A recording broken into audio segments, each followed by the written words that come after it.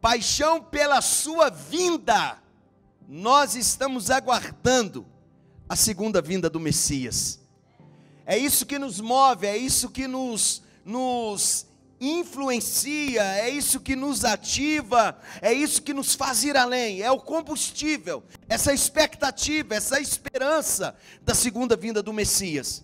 E como igreja nós somos comissionados a preparar o caminho da segunda vinda do Cristo.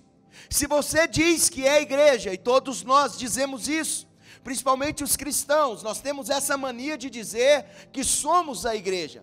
Se você é a igreja, você precisa estar atento para esse comissionamento. Deus, Ele nos comissionou para sermos preparadores do caminho. Qual caminho, pastor? Da vinda do Cristo, da volta de Yeshua. Você pode dizer glória a Deus, sim ou não? Olha só, a verdadeira igreja, ela está dia após dia aumentando a sua expectativa em relação a esse grande dia. Então a verdadeira igreja, cara, ela não está atrás simplesmente de arrepios. A verdadeira igreja não está atrás simplesmente de uma oração ou de um toque pastoral. A verdadeira igreja, ela está sempre com a sua expectativa elevada em relação à segunda vinda de Jesus. E hoje nós estamos aqui na Santa Ceia do Senhor. É o primeiro domingo de outubro. E eu preciso despertar a sua mentalidade, o seu coração. Eu preciso despertar a sua vida para este propósito. Pois de fato isso é o propósito eterno. De fato nós caminhamos para esse grande dia. E você como cristão, você como igreja, você como noiva do Messias, você deve estar atento, você deve estar despertado. Deve existir uma canção que verbaliza nos seus lábios. E a nossa canção é: Ele veio e Ele voltará. Uau, vamos ler, eu quero ler um texto com vocês, por gentileza. Evangelho de João, capítulo 1, versículo 6. Evangelho de João, capítulo 1, versículo de número 6. Se você não tem a Bíblia, você vai acompanhar aqui atrás, ok? Evangelho de João 1,6, preste atenção, vamos lá. Surgiu um homem enviado por Deus, chamado como? Ele veio como testemunha, para testificar acerca da luz, a fim de que por meio dele todos os homens crescem. João Batista, ele veio e viveu uma vida com propósito. João, ele foi predito, ele foi anunciado. Ele viria com uma finalidade: preparar o caminho da primeira vinda do Messias. João Batista, ele tinha uma missão. João Batista, ele tinha um objetivo de vida bem definido. Sabe o que me choca como cristão? É que a gente vê muitos cristãos dentro de igreja dizendo: eu não sei qual é o meu propósito, eu não sei porque Deus me salvou, eu não sei porque eu estou na igreja 10 anos, 15 anos, 5 anos, 8 anos, eu não sei, pastor, o motivo. Bem, a primeira coisa que eu quero te falar: Deus não te chamou para ser enfeite de templos religiosos. Existe um propósito de Deus para todos nós. Você está comigo? Não, você está aqui, diga glória a Deus. Há um propósito de Deus para a sua vida. Você não está aqui para preencher um espaço. Você não está aqui simplesmente para se juntar a um povo e preencher uma lacuna, um vazio, não. Deus te salvou, Deus te chamou, Deus te escolheu, ainda quando você era simplesmente um feto, um embrião. Ele sabia, Ele tinha um plano elaborado para cada um de nós. Uau, você pode dizer glória a Deus? Diga glória a Deus, aplaude Jesus glorificando. Sabe, o chamamento de João Batista estava condicionado a anunciar a chegada do Filho de Deus. A nossa missão como igreja é anunciar a volta do Cristo. Por isso que o Evangelho, ele está, sabe, deturpado, desconfigurado do verdadeiro propósito eterno. Vemos todos os dias surgir um evangelho, sabe, feito por meio de campanhas da prosperidade, sabe, elos de saúde, de corrente disso, de corrente daquilo. Cara, o papel principal da verdadeira igreja é preparar um caminho para Jesus voltar. Só que a gente esquece isso, cara. A gente esquece esse fundamento. A gente esquece esse propósito. E eu acho que agora você já está entendendo por que a gente já está dentro de um ambiente profético. Os incendiados. Porque Deus quer nos incendiar para algo maior, amém? Deus quer incendiar a sua vida para algo maior. Você está comigo? Sabe, João, ele tinha isso na sua essência, no seu DNA. Ele tinha um propósito, ele tinha uma missão. Eu preciso preparar um caminho. Eu preciso construir uma estrada, eu preciso pavimentar a vida dessas pessoas para que elas encontrem o Cristo, para que elas encontrem o Cordeiro de Deus que tira o pecado do mundo. Evangelho de Marcos, capítulo 1, vamos ler. Evangelho de Marcos 1, vamos ler isso.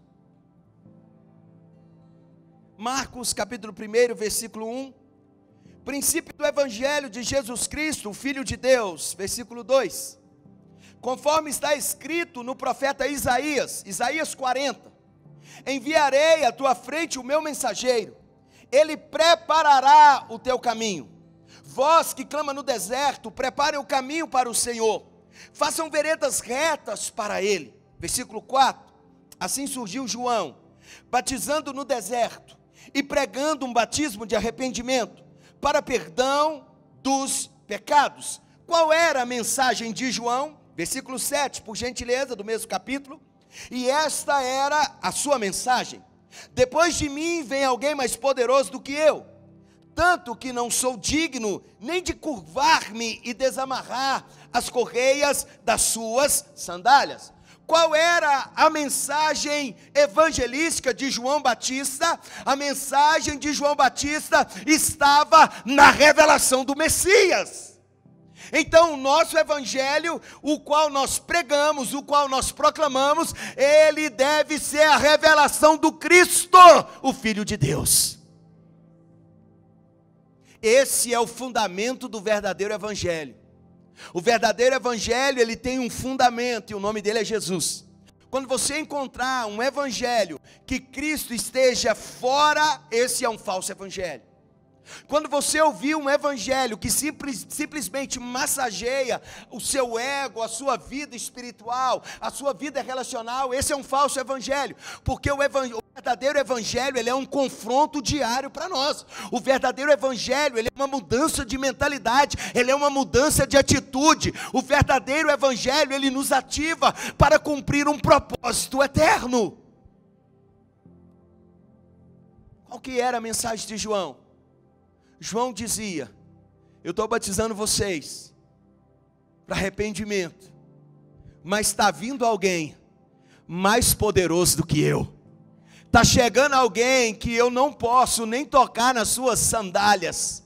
Ele vos batizará com o Espírito Santo e com fogo. Esse que está vindo é o Messias desejado, é o Cristo, o Filho do Deus vivo.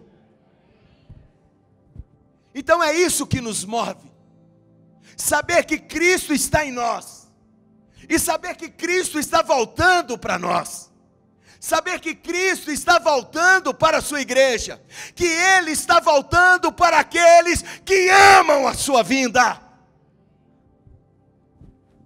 E é isso que nos mantém, cara, sabe, esse encargo missional, esse encargo profético, evangelístico que estava sobre a vida de João, o levou a viver uma vida de posicionamento e responsabilidade. Porque nós não nos posicionamos como cristãos? Porque o nosso cristianismo é fraco, pastor?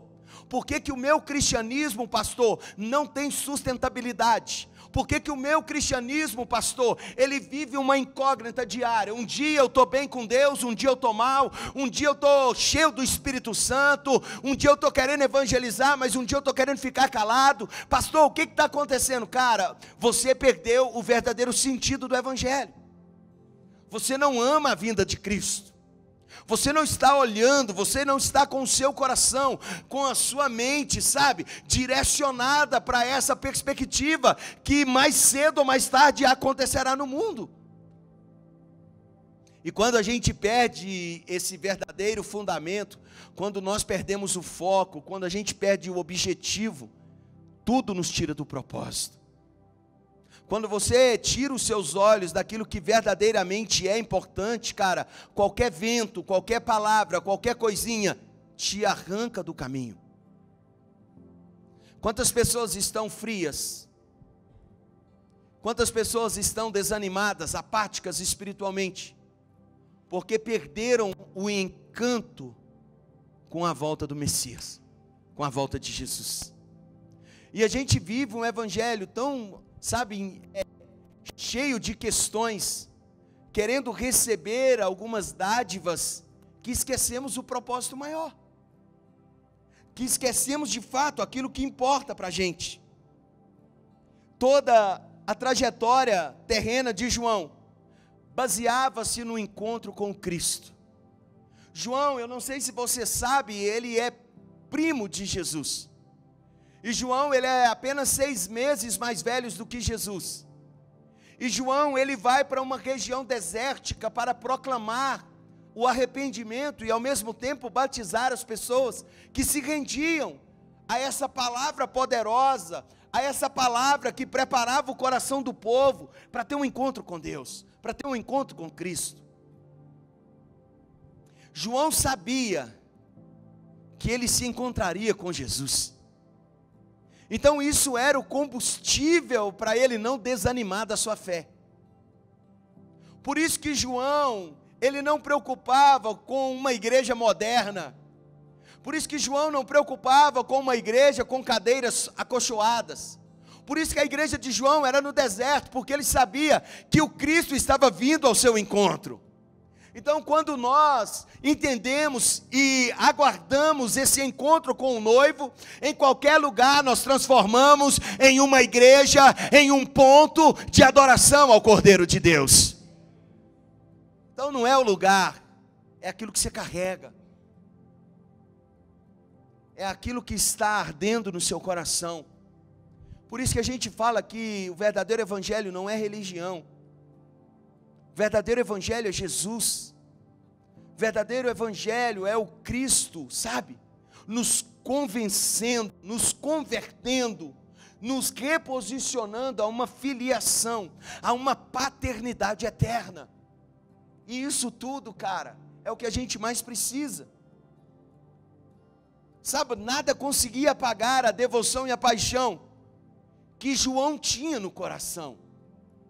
João, ele era ameaçado, João, ele era criticado, ele era um cara solitário. Para você ter uma noção, João não comia uma comida trivial, a comida de João era gafanhoto, cara. João comia gafanhoto e se alimentava do mel silvestre. João, ele tinha um aspecto meio louco, cara. Ninguém queria dar muito ouvidos para João, mas ele testemunhava a respeito da luz, ele falava a respeito daquele que estava chegando. Esse é o nosso papel, evangelizar alguém, despertar alguém, ativar um coração, ativar uma pessoa. Será que você tem se movido dentro dessa perspectiva? Será que você faz do seu evangelismo diário a revelação do Cristo? Sabe, João, ele não se movia pelas coisas da terra. João, ele se movia por aquilo que é eterno.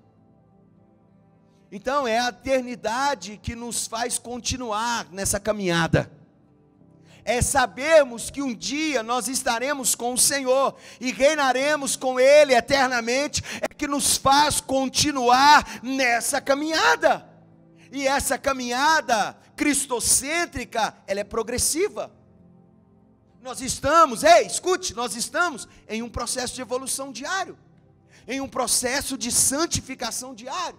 todos os dias nós nos convertemos um pouco mais, todos os dias nós nos rendemos a Jesus um pouco mais, todos os dias nós nos afastamos daquilo que outrora nos escravizava, porque um dia Jesus sorriu para a gente,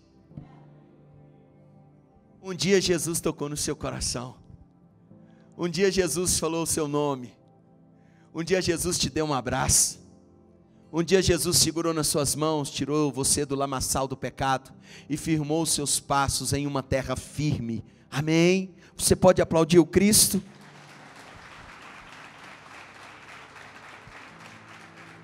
Sabe, cara, a verdadeira igreja, ela não caminha por vista, ou seja, ela não caminha por aquilo que ela está vendo. Se você é a igreja do Senhor, você não pode caminhar por aquilo que só está diante dos seus olhos, você deve se mover em fé. Sabe, você tem que aumentar a sua esperança, elevar a sua expectativa. Sabe, Deus em nossa geração, Ele está à procura dos novos Joãos. Então, quando Deus olha para a igreja cristã, Ele está à procura de alguém que vai se levantar como uma voz profética. Sabe por que Deus salvou você? Para você se tornar uma voz profética na sua família. Sabe por que Deus te escolheu? Para te transformar em uma voz profética na nossa sociedade. Então Deus te escolheu, Deus te salvou, Deus te atraiu para transformar a gente nos novos Joãos dessa geração, aqueles que vão preparar o caminho. Você está comigo, sim ou não? Você está compreendendo a sua responsabilidade? Preparar o coração de alguém para que ele tenha um encontro com Jesus, preparar o coração de algum amigo, do seu patrão, do seu colega, da sua noiva, da sua mãe, dos seus filhos, dos seus pais, para que eles tenham um encontro verdadeiro com Deus. Quem são os Joãos dessa geração? São homens e mulheres que o seu coração está elevado em relação daquilo que Deus já decretou como promessa eterna. Sabe, o coração deles está focado no Senhor. Por isso, os Joãos da vida, os Joãos que preparam o caminho, são osso duro de roer.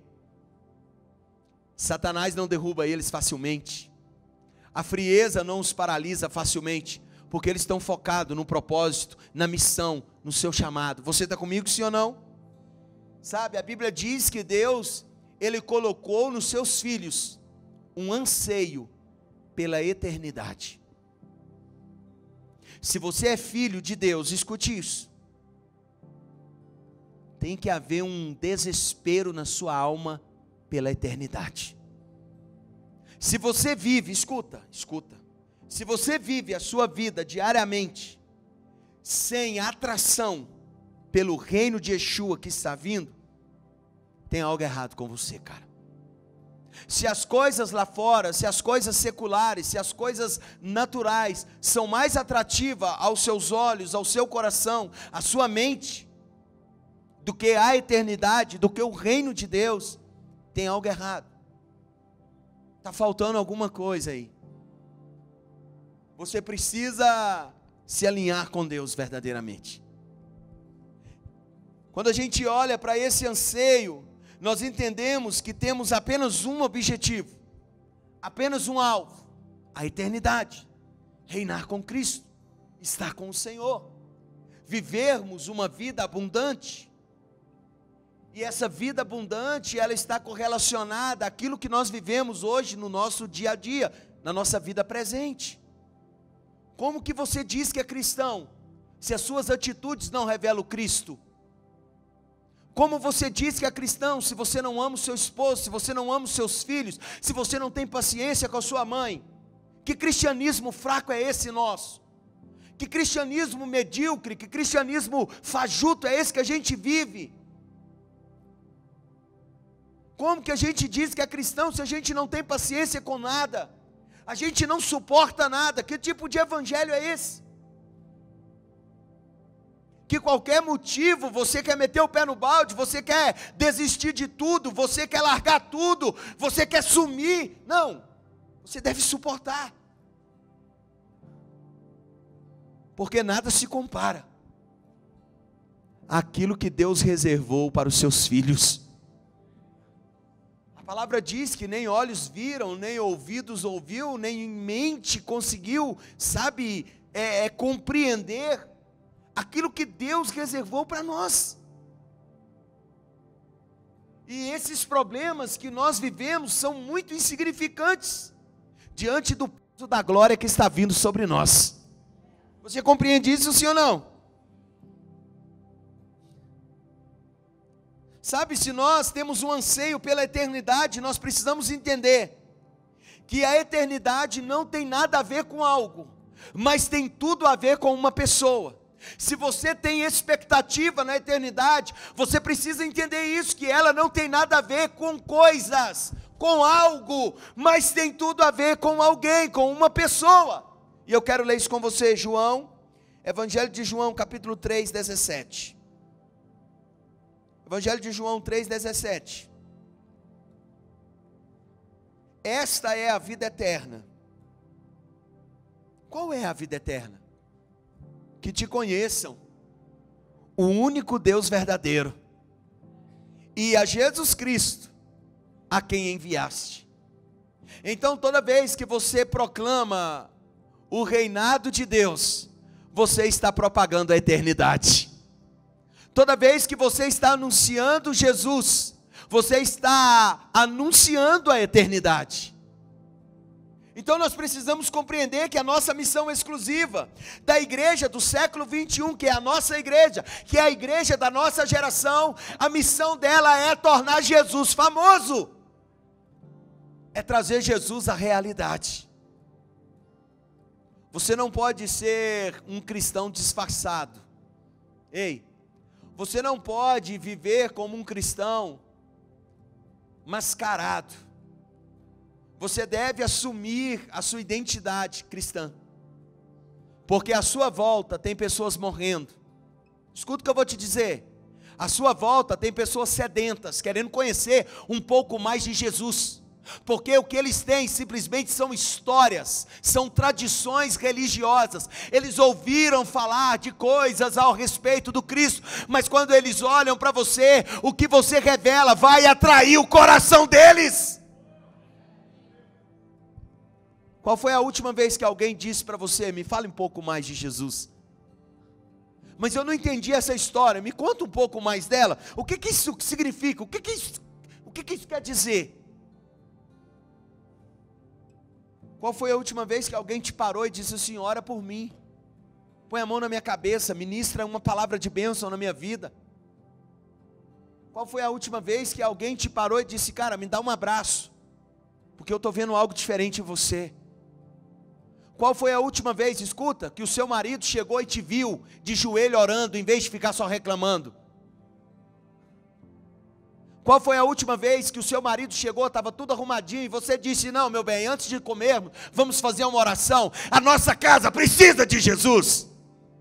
Qual foi a última vez que você fez isso? A eternidade quer mudar de endereço, a eternidade quer ir para a sua casa, mas você precisa abrir a porta para ela. Você precisa abrir a porta para Jesus. Você precisa ser um portador da glória de Jesus. Você precisa ser um proclamador da glória de Jesus. O mundo está sedento, e aonde está você?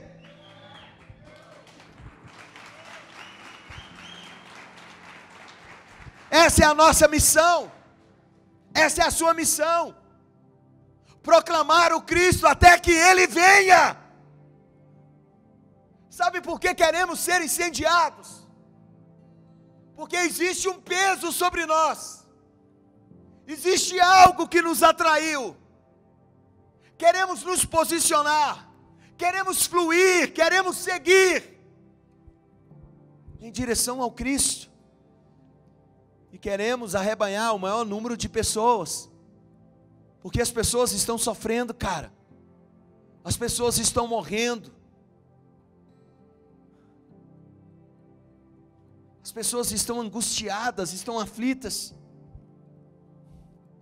A verdadeira igreja que aguarda a vinda do Messias, a volta do Cristo, é a igreja que está clamando em oração, em canções: venha o teu reino. Qual foi a última vez que você orou dizendo isso? Venha o teu reino na minha casa, venha o teu reino no meu casamento, venha o teu reino na minha empresa, venha o teu reino no meu coração, venha o teu reino sobre os meus filhos, venha o teu reino sobre a minha família. Qual foi a última vez que você pediu para que o reino de Deus ganhasse forma em você? Sabe, a verdadeira igreja, ela está buscando, ela está perseguindo o reino de Deus. E nós não queremos um reino de Deus só como uma figura de linguagem. Nós queremos o reino de Deus de forma literal.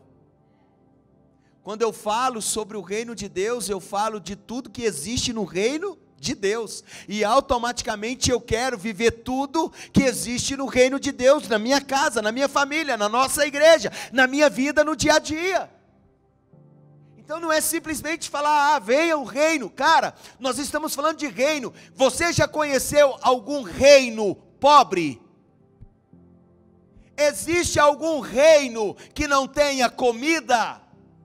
Existe algum reino que não tenha riquezas? Existe algum reino que passa dificuldade? Claro que não. Porque quando falamos de reino, falamos de realeza, falamos de nobreza, falamos de coisas grandes. Então quando você ora dizendo, venha o teu reino, você está orando, clamando, para que aquilo que é eterno mude de endereço, venha para a sua vida. Esse é o clamor da verdadeira igreja nesses últimos tempos. Que Deus ache alguém que tenha fome e sede do reino de Deus. Que Deus encontre alguém na nossa igreja, que Deus encontre alguém na nossa geração, que tenha esse único clamor: venha o teu reino, venha o teu reino, venha o teu reino. Pastor, eu não sei orar, já estou te ensinando a orar. Venha o teu reino. Essa é a sua oração? Se não é, deveria ser. Sabe, a gente tem orado para que Deus coloque em nós fogo, paixão por sua glória. Fogo, paixão pela sua presença. Fogo, paixão pela sua unção, pela sua graça. Fogo, paixão por aquilo que Ele quer fazer na nossa geração, por aquilo que Ele quer fazer em nós. O seu coração deve ter essa paixão, essa fome por aquilo que Deus quer fazer. E uma fome baseada na sua presença, uma fome baseada no seu reino, uma fome baseada na sua glória, uma fome que venha consumir o nosso coração, até o grande dia que se aproxima. Era isso que movia João no deserto. Não eram as pessoas que iam na igreja de João. Ele não estava preocupado com multidão. Se ele tivesse preocupado, a igreja dele era no centro da cidade, a igreja dele era num lugar deserto. Então ele não estava preocupado com a multidão, ele estava preocupado em revelar o Cristo. Ele estava, buscando a revelação do Cristo. E é isso que a gente deve buscar todos os dias, é isso que a gente deve carregar, é isso que você deve atrair, é isso que você deve gerar. A verdadeira igreja, ela está centrada nas promessas do amado. A verdadeira igreja, ela não teme o que o mundo está proclamando. Hoje foi um dia de exercermos a nossa cidadania. Quantas famílias, quantas pessoas entraram numa crise existencial. Quantas pessoas se degladiaram, se tornaram inimigas. Por falta de sabedoria, por falta de entendimento, por falta de uma boa consciência, por falta de uma revelação pautada na palavra. Nós não estamos preocupados quem vai ser, porque nós já sabemos quem é. E o nome dele é Jesus, e ninguém pode tirar ele do trono, cara. Então a gente não está fundamentado naquilo que o mundo prediz. Somos humanos, somos cidadãos, precisamos realmente agir com sabedoria, precisamos trabalhar, precisamos cumprir as nossas questões sociais, mas o verdadeiro fundamento das nossas vidas não está nas coisas que vemos, mas naquilo que o Senhor já declarou sobre nós. Se crerem em mim, vocês comerão o melhor dessa terra. Se vocês têm aliança comigo, eu serei o seu Deus, eu virei até vocês, eu serei achado no meio de vós. É o que o Senhor declara sobre nós. Precisamos fundamentar a nossa vida nas promessas de Deus. Não pode ser as promessas naturais que movam você. Você não pode ter medo do que vai acontecer amanhã, porque nós sabemos que amanhã Deus estará conosco.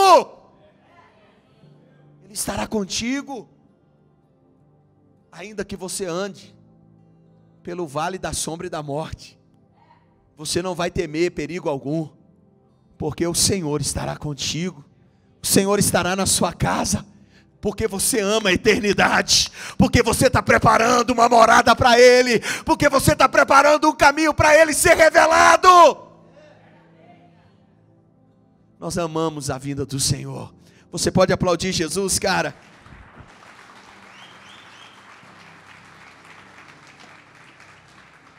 A verdadeira igreja, ela não perde o foco, ela não se corrompe, e ela vive para zelar pela chama, pelo fogo que foi liberado sobre ela. Jesus acendeu fogo no seu coração um dia. Agora é o seu dever manter esse fogo aceso. E virá todo tipo de questão para apagar o fogo do Espírito Santo no seu coração. Ei, escute.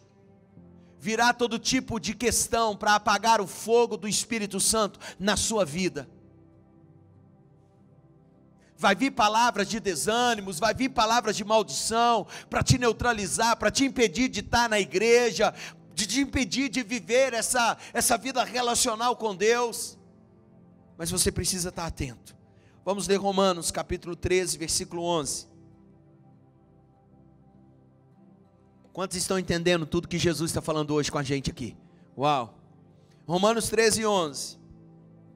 Façam isso, compreendendo o tempo que vivemos. Chegou a hora de vocês despertarem do sono, porque agora a nossa salvação está mais próxima do que quando cremos. Paulo está dizendo que a cada dia se aproxima o dia da nossa salvação. Paulo está dizendo que a cada dia se aproxima o dia da vinda do Senhor. E será um grande dia para aqueles que aguardam a vinda do Senhor. Será um grande dia para aqueles que aguardam a vinda do Messias. Mas nós precisamos despertar do nosso sono. Que sono é esse, pastor? Um sono espiritual.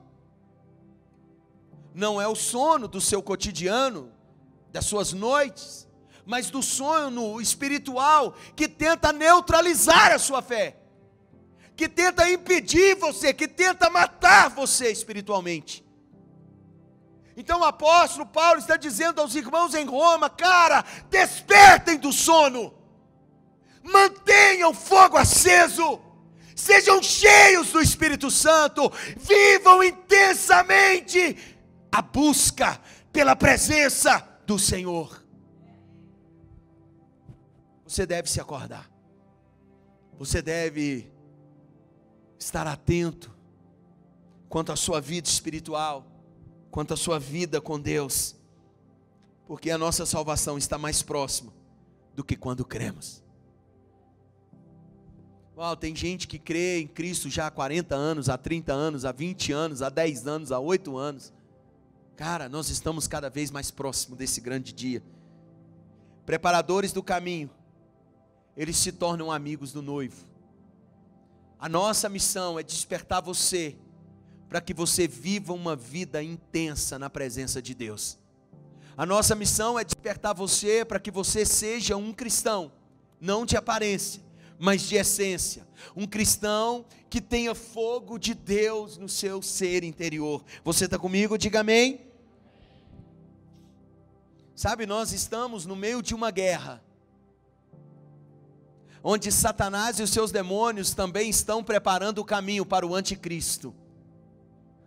A tríade infernal, o anticristo, a besta e o falso profeta, eles estão chegando. Um cenário já está sendo preparado. Há um caminho sendo pavimentado pelo inferno. Mas isso não nos assusta.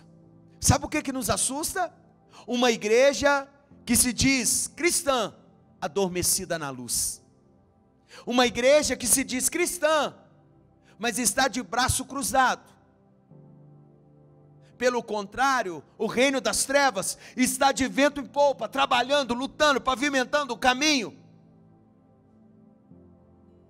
do anticristo.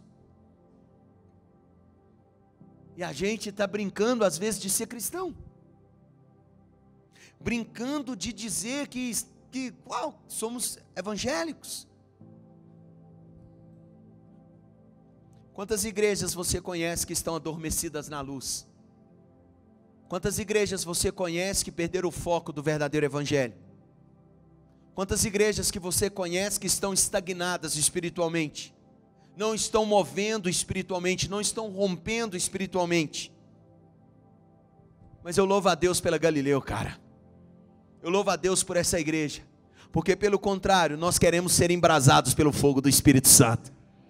Nós queremos ser despertados pelo Espírito Santo, pelo som da trombeta do anjo de Deus. Nós queremos nos levantar como um luzeiro para as nações. Nós queremos ser um farol na escuridão. Nós queremos ser ponte sobre as águas. Nós queremos ser luz do mundo e sal da terra. Nós queremos ir além. Deus está levantando alguém aqui faminto por Ele. Deus está levantando alguém desesperado por Ele aqui, cara. Eu não sei você, mas você vai se assustar com essas pessoas que Deus está marcando, que Deus está inspirando, que Deus está influenciando, que Deus está batizando, que Deus está renovando, que Deus está avivando. São pessoas que vão fazer a diferença na nossa geração. São pessoas que vão com tudo para a glória de Deus. Eles não têm apego às aparências, à estética, aquilo que é passageiro. O coração deles estão fundamentados no Cristo.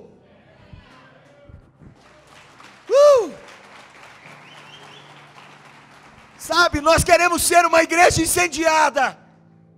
Queremos ser uma igreja, sabe, como um vulcão em erupção, cheio de lava, cheio de fogo, cheio de poder, cheio de unção.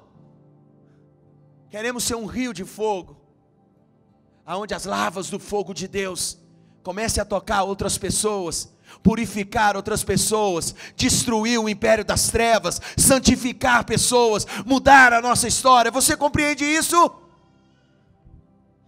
A Bíblia diz em Isaías que havia um homem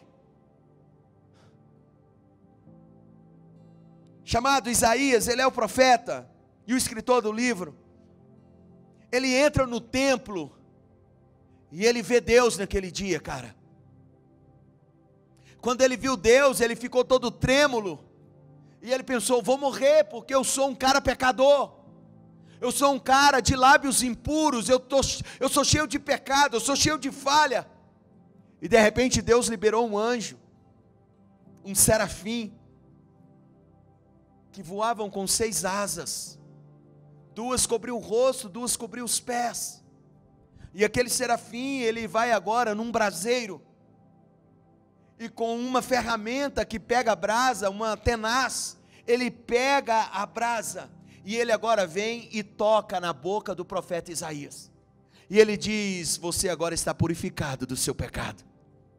Então, quanto mais o fogo de Deus vem sobre nós, mais santos, mais parecidos com Deus nos tornamos. Então nós queremos ser incendiados todo dia para a glória de Deus. Queremos viver um fogo de forma intensa para sermos os xerox de Deus na terra. E é isso que deve consumir o seu coração. É isso que deve arder em você. Apenas uma igreja em chamas destruirá as portas do inferno. Lembra quando Jesus disse que as portas do inferno não prevalecerão contra a minha? Mas contra qual igreja que Jesus estava dizendo? Porque tem muita igreja que ela já se tornou o portal do inferno. Tem muita igreja que os seus pastores são demônios vestidos com vestes de santidade, uma falsa santidade. Tem muitos padres que deturparam o santo ofício e se tornaram demônios na sua sociedade, nas suas paróquias. Abusivos, pedófilos, amantes do dinheiro, falsos mestres, são os lobos devoradores que Jesus disse que viria para matar, roubar e destruir. São esses. Jesus falava dos falsos líderes, que enganariam o povo, que mentiriam para o povo. Apenas uma igreja em chamas, apenas uma igreja embrasada pelo Espírito Santo, será uma resposta para as gerações. E agora eu estou falando de você. Você é a igreja que Jesus quer embrasar. Você é a igreja que Jesus quer batizar com fogo. E por onde você passar, pessoas serão afetadas, transformadas pelo fogo de Deus na sua vida. Eu quero ler o último texto, vamos para Isaías 61. Isaías 61. Levante-se e refúgia. Levante-se e refúgia. Desperte-se do sono. Acorde. Fica de pé. Cumpra o propósito. Brilhe, porque chegou a sua luz. E a glória do Senhor está vindo sobre você. Mas a glória está vindo sobre aquele que fica de pé. A glória está vindo sobre aquele que se levanta. A glória está vindo sobre aquele que está despertado. A glória fluirá sobre a vida daqueles que querem ser um canal de fogo de Deus para as gerações. Mas se você quer continuar dormindo espiritualmente, continue. Se você quer viver longe desse rio de fogo, continue longe do rio de fogo. Versículo 2, olhe. A escuridão cobre a terra. Densas trevas envolvem os povos, mas sobre aquele que está de pé, sobre aquele que se levanta, sobre aquele que se posiciona, sobre aquele que está com o coração apaixonado, sobre aquele que está focado em Deus, a glória do Senhor raia sobre a sua vida.